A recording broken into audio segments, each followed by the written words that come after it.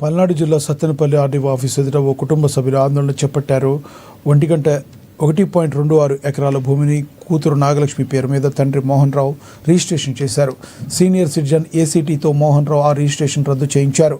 దీంతో తన ప్రమేయం లేకుండా భూమిని రద్దు చేశారని నాగలక్ష్మి కుటుంబ సభ్యులు నిరసన వ్యక్తం చేశారు. తమకు న్యాయం చేయాలని బాధితురాలు నాగలక్ష్మి డిమాండ్ చేశారు.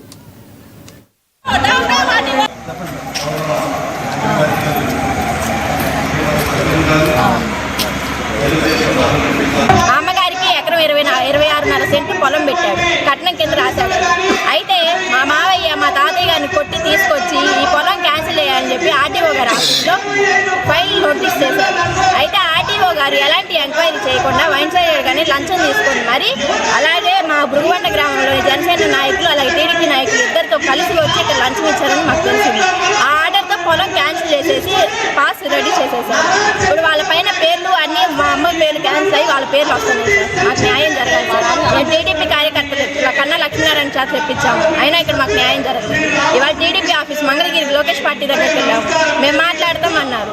జనసేన పార్టీ వెళ్ళాము, అక్కడ జనగిరి దగ్గర కూడా గ్రీవెన్స్ తీసుకున్నారు. గ్రీవెన్స్ దగ్గర ఇక్కడ ఆర్టీఓ గారికి మేము ఫోన్ చేసామమ్మా, మీరు వెళ్ళి మాట్లాడండి మాట్లాడతారని చెప్పి మీరు ఇప్పుడు వస్తే నా దగ్గర అయిపోయింది మీరు వెళ్ళిపోండి అని చెప్తున్నారు సార్. మేమేం చేయాలి? ఇప్పుడు మాకు న్యాయం కావాలి.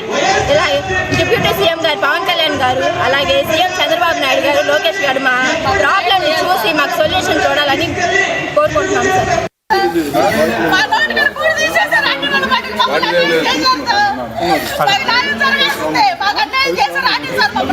అన్యాయం చేశాడు, మాకు న్యాయం జరగాల్సిందే.